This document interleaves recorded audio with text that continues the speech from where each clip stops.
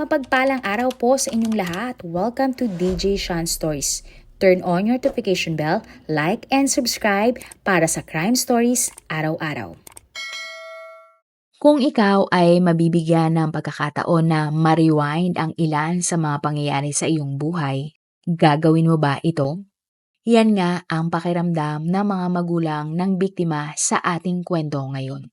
Gusto nilang ibalik ang nakaraan at hindi na nila ipagkakatiwala ang kanilang anak sa asawa nito.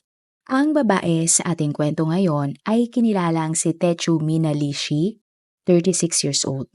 Si Mina ay nakatira sa isang maliit na bayan sa India. Kabilang si Mina sa lower middle class na pamilya sa India. Simula ng pagkabata, nakilala na si Mina na mabait at masayahin. Napaka-malapit ni Mina sa kanyang pamilya at mahal na mahal niya ang mga ito. Ayon sa mga kaibigan ni Mina, maaasahan ito at handang ibigay ang kanyang tulong kanino man. Kahit mula sa maliit na bayan, malaki naman ang pangarap ni Mina.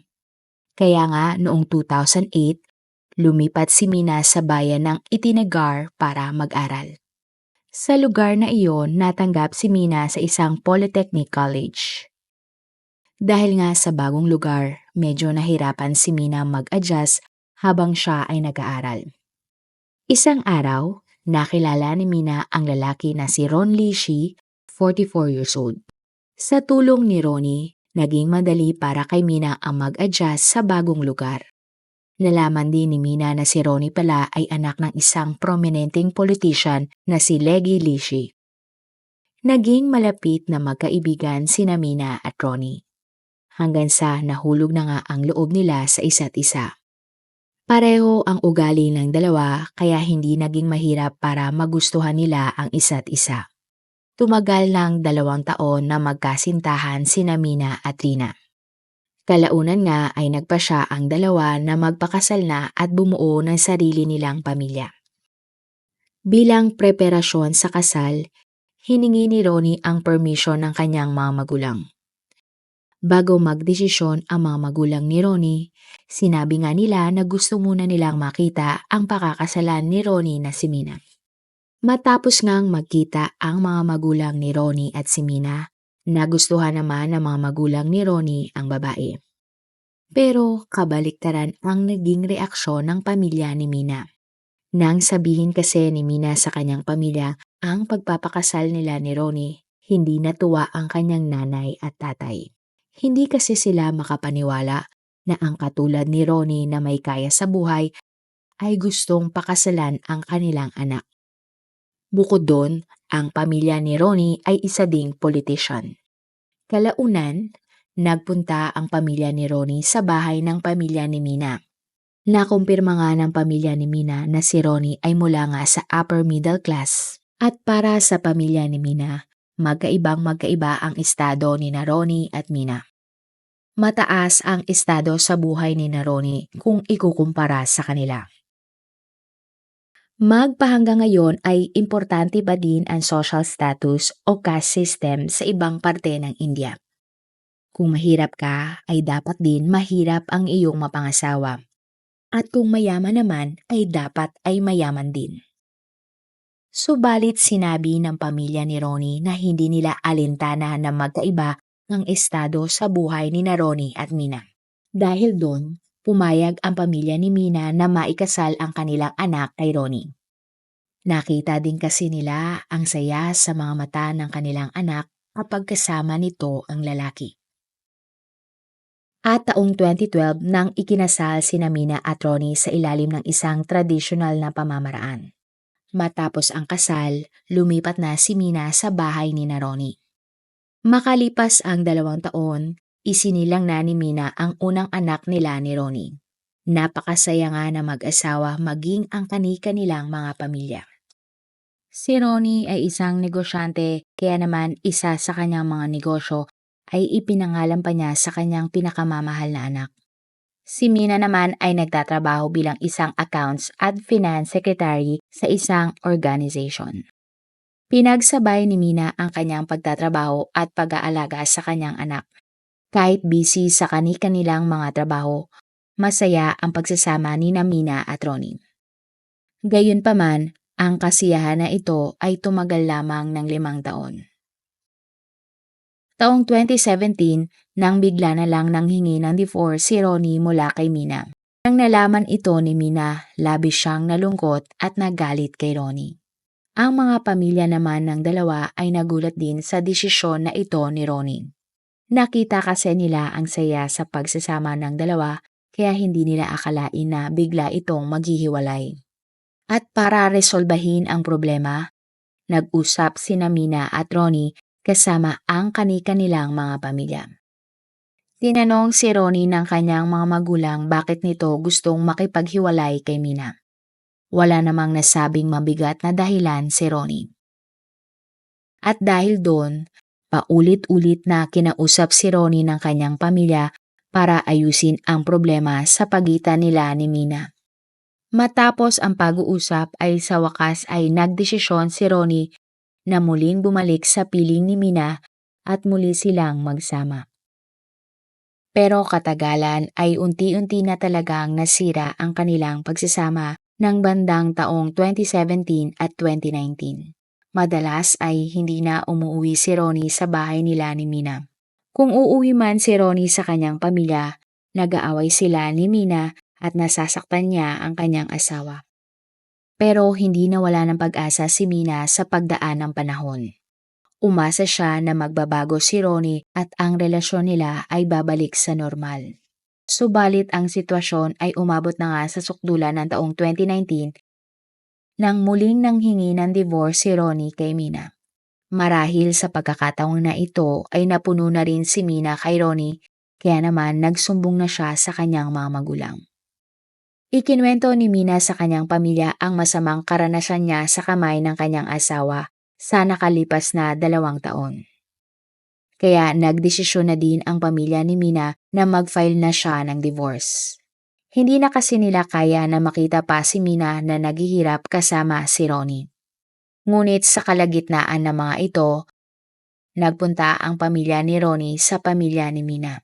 Sinabi nila na tatakbo muli ang tatay ni Ronnie na si Leggy sa politika at ayaw nilang maapektuhan ang kampanya nito dahil sa isyung hiwalayan ni Ronnie at Mina. Sinabi pa ng mga magulang ni Ronnie na kapag nalaman ng publiko na may problema ang dalawa at sinasaktan ni Ronnie ang kanyang asawa, posible umanong masira ang imahe ni Leggy at wala nang bumoto sa kanya. Kinumbinsi ng mga magulang ni Ronnie ang mga magulang ni Mina na wag nang ituloy ang divorce.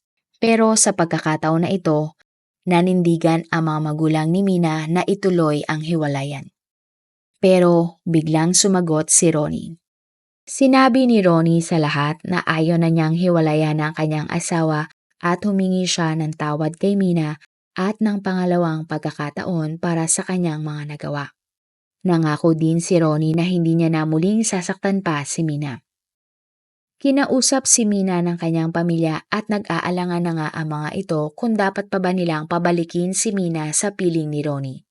Pero matapos ang kanilang pag-uusap, napagtanto ng pamilya ni Mina na baka nga ay nagsisisi talaga si Ronnie at gusto na nitong ayusin ang kanilang pamilya. At nakumbinsi nga ang pamilya ni Mina na bumalik na lang ito sa piling ni Ronnie. At muling nagsama sina Ronnie at Mina. Inilipat ni Ronnie ang kanyang pamilya sa ibang bahay. Sinabi ni Ronnie na magsisimula silang muli para makalimutan nga nila ang nakaraan. Matapos nito, naging maayos naman ang trato ni Ronnie kay Mina at naglaan nga ang lalaki ng oras sa kanyang asawa. Napansin din ito ng pamilya ni Mina kaya unti-unti nang nanumbalik ang tiwala nila kay Ronnie. Taong 2020 nang nalaman na mag-asawa na nagdadalang tao muli si Mina sa pangalawang anak nila ni Ronnie. Ang balita na nga na ito ay nalaman ng kani-kanilang mga pamilya at masaya sila sa magandang nangyari. Kita din sa ngiti ni Ronnie ang saya na siya ay magiging tatay muli. Inalagaan ni Ronnie ng husto ang kanyang asawa at ibinigay ang lahat ng kanyang pangangailangan. Nang 2 buwan na lang bago manganak si Mina, kumuha ng driver si Ronnie para sa kanyang asawa. Ito raw ay para makapunta si Mina kung saan man niya gustuhin. November 5, 2020, kinausap ni Ronnie si Mina at sinabing kailangan nilang kausapin ang kanilang mga tauhan tungkol sa pinapaayos nilang lupa na parte rin ng negosyo ni Ronnie. Bago umalis, bigla na lang sinabi ni Ronnie na may hindi inaasahang pangyayari at kailangan niya itong unahin. Sinabi din ni Ronnie na mauna muna si Mina sa kanilang pupuntahan at susunod na lamang siya. Pumayag naman si Mina at nagpahatid nga sa kanilang driver gamit ang kanilang kotseng Innova. Ang daan papunta sa lupa na mag-asawa ay hindi basta-basta. Matarik ang daan at makipot. Mabato din ang lugar at mabangin. Pero kahit na ganon, umalis pa din si Mina ng araw na iyon pero hindi siya nakarating sa kanyang pupuntahan. Ang pangyayari. Ang ilan sa mga dumadaan sa tinahak ni ruta ni Mina ay napansin ang isang puting Innova na kotse na malapit nang mahulog sa bangin. Hindi kayang hilahin pataas ang kotse kaya tumawag sila ng mga pulis. Nang dumating na ang mga pulis sa lokasyon, nakita nila si Mina sa passenger seat ng kotse na naka-seatbelt. Pero ang kataka-taka, wala naman ang driver ng sasakyan. Nagawang makuha ng mga pulis si Mina at doon pa lang nila nakita ang kanyang sinapit. Napansin nila ang napakaraming dugo sa labi nito maging ang sahig ng kotse. Agad siyang sinugod sa ospital para subukan siyang mailigtas. Sinimula ng mga pulis ang investigasyon at hanapin ang driver ng kotse. Subalit hindi nila nakita ang driver. At dahil nga hindi nila makita ang driver para tanungin ang nangyari, nagsimulang mag-imbestiga ang mga pulis. Sa investigasyon, may napansin silang kakaiba. Bagamat sa unang tingin, tila aksidente ang nangyari. Nawirduhan ang mga pulis na walang senyales na aksidente lang ang lahat. Naniniwala sila na kung talagang nawala ng balanse ang kotse at muntik na itong mahulog sa bangin, dapat maraming gasgas ang kotse. Ngunit ni isang gasgas ay wala silang nakita sa kotse. Sa ospital, nalaman ng mga pulis na hindi pala nailigtas si Mina ng mga doktor at tuluyan na nga itong nasawi. Sinabi ng mga doktor sa mga investigador na nagtataka sila kung bakit ang mga pinsala ni Mina ay nakita sa likod ng kanyang katawan. Ayon sa kanila, kung aksidente talaga ang nangyari, dapat ang mga pinsala niya sa katawan ay makikita sa harap ng kanyang labi at hindi sa likod. Dahil dito, ipina-autopsy ng mga pulis ang labi ni Mina para makasigurado ang sanhi ng kanyang pagkamatay. At makalipas ang ilang araw, natanggap na ng mga pulis ang resulta ng autopsy at napag-alaman na hindi nga aksidente ang nangyari, kundi sinadyang patayin ang buntis na si Mina. Lumabas sa autopsy report na hinampas ng martilyo si Mina. Bukod doon, may mga pasa din ang biktima sa iba't ibang parte ng kanyang katawan. Inumpisa ng mga pulis ang mas malalim na investigasyon sa pamamagitan ng pagkuha ng salaysay mula sa mga taong unang nakakita kay Mina. Ayon sa mga ito, nung nakita nila ang kotse ay wala nga itong driver sa loob. Ipinaalam na din ng mga pulis kay Ronnie ang sinapit ng kanyang asawang si Mina. Dali-daling pumunta ng police station si Ronnie at napaluhod na lamang nang malaman niya nga ang masamang balita na patay na ang kanyang asawa. Kinuha ng mga pulis kay Ronnie ang contact number ng driver na kasama noon ni Mina at agad namang itong ibinigay ng lalaki. November 9, 2020, nang nahanap at nadakip ng mga pulis ang driver na si Datang Suyang. Ayon kay Datang, pumalya raw ang kotse ng brake na sinasakyan nila ni Mina at muntik na nga itong mahulog sa bangin. Subalit hindi naman pinaniwalaan ng mga pulis ang sinabi ni Datang. Kung totoo raw kasing aksidente ang lahat, bakit ni isang sugat ay walang tinamo ang lalaki? Ang pinagtataka pa nila, bakit tumakas ang lalaki at hindi humingi ng tulong sa mga pulis sa nangyaring aksidente? Ilang oras kinausap ng mga pulis si Datang sa totoong nangyari. At hindi nga nagtagal ay umamin ang lalaki. Sinabi niya sa investigador na hindi talaga aksidente ang nangyari, kundi plinano talagang patayin si Mina. Ayon kay Datang, may isa pa siyang kasabwat na pumatay sa babae. Silang dalawa daw ay binayaran ng asawa mismo ng biktima na si Ronnie para nga wakasan ang buhay ni Mina. Kaya naman ng November 10, 2020, nang iniresto ng mga pulis si Ronnie. Sa interogasyon kay Datang, ikinuwento niya sa mga pulis ang buong pangyayari at pinag-ugatan ng krimen. Ayon kay Ronnie, taong 2017 nang nanghingi siya ng divorce kay Mina dahil siya ay may kaluguyo. Ang babae nga na ito ay si Chumi Taya na mas bata kay Ronnie. Sinabi ni Ronnie na mahal niya si Chumi at handa siyang iwan ang kanyang pamilya para sa kanyang kalaguyo. Itinago daw ni Ronnie ang relasyon niya kay Chumi mula kay Mina. Subalit taong 2019 nang nabasa umano ni Mina ang mga palitan nila ng mensahe ni Chumi. Hindi raw alam ni Ronnie na may idea na pala ang kanyang asawa sa kanyang pangangaliwa. Sinabi pa ni Ronnie na tuwing aalis siya at hindi niya sinasagot ang tawag ni Mina, posible umanong iniisip na ni Mina na kasama niya ang kanyang kalaguyo. Hanggang sa isang araw nga ay nagpunta na lamang si Mina sa bahay ni Chumi at iniisip nga na nandun si Ronnie.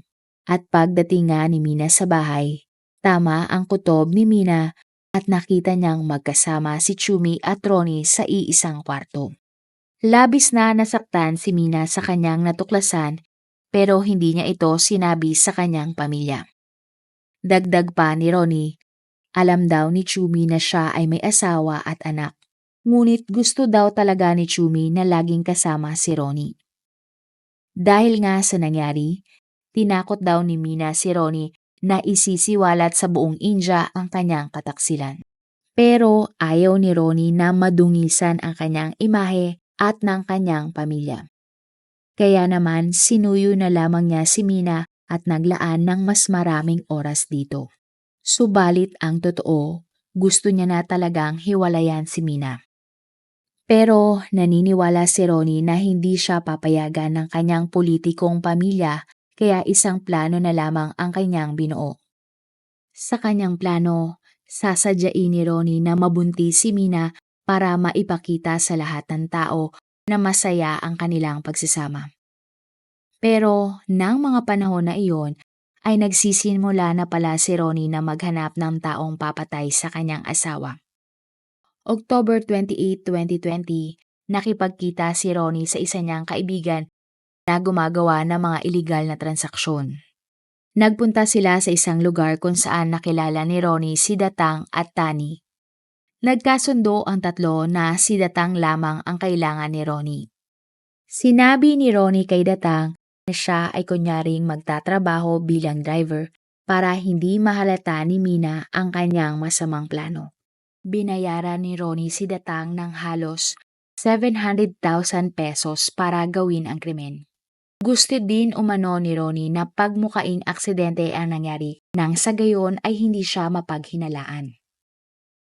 November 2, 2022, nang kausapin ni Datang si Ronnie na hindi niya kayang gawin mag-isa ang krimen. Dito na napilitan si Ronnie na kunin din si Tani para tulungan si Datang sa pagpatay sa kanyang asawa. November 5, 2020, nagpanggap nga si Ronnie na may pupuntahan sila ni Mina at kunwari ay may aberyang nangyari.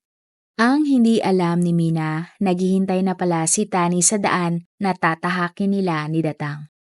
Nang namataan na ni Tani ang kotse ni Mina, pinara niya ito at kunwari ay makikisabay.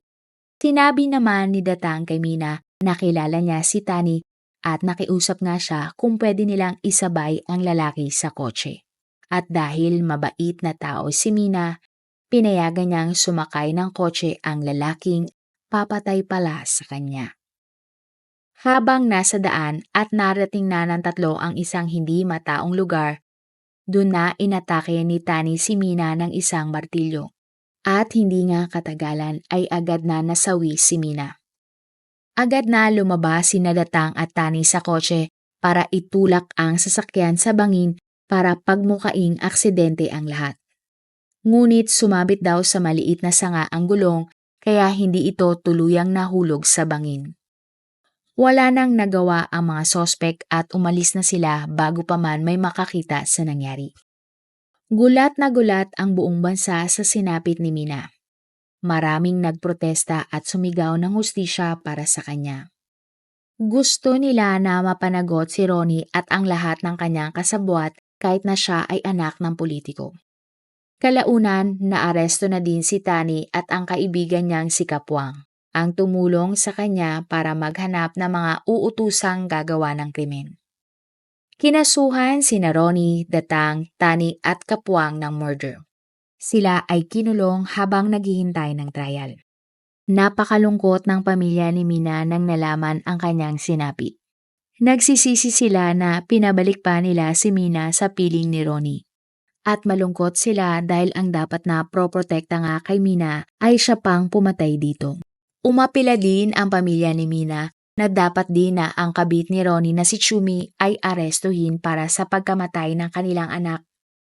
Naniniwala kasi sila na kung hindi dahil kay Chumi ay hindi maiisipan ni Ronnie na ipapatay si Mina. Kaya naman inaresto ng mga pulis si Chumi ng taong 2021 at kinasuhan din ng murder. Pero ng January 9, 2023, napawalang sala si Chumi sa pagkamatay ni Mina. Ayon sa judge, walang sapat na ebidensyang nagtuturo kay Chumi na may kaugnayan siya sa krimen. Magpahanggang ngayon ay wala pa ding lumalabas na hatol sa mga sospek. Kung mapapatunayan man silang guilty, maaari silang hatulan ng habang buhay na pagkakulong o kamatayan. Ayon sa mga sumusubaybay sa kaso, maaari daw na politiko ang kasong ito dahil nga ang tatay ni Ronnie ay isang mambabatas at ministro. Ikaw, politika kaya ang dahilan kaya nangyari ang krimen kay Mina? O talagang pinautos ni Ronnie na gawin ang krimen sa kanyang asawa? Kung ikaw ay bibigyan ng rewind sa iyong buhay, ano ang iyong gustong baguhin at bakit? Marami pong salamat sa inyong panonood. Meron ba kayong mga kwento na gusto nyong i-share sa ating mga manonood? O kung may personal po kayong kwento na gusto nyong i-feature sa ating channel, i-comment down below nyo lang ang inyong mga suggestions. Para naman po sa dagdag kalaman, i-subscribe nyo din po at i-follow ang ating iba pang YouTube channel katulad ng Tagalog Facts and Mysteries by DJ Sean, Manila Boy Wonder Philippines. Marami pong salamat sa pagsuporta nyo sa aming mga channel. God bless everyone!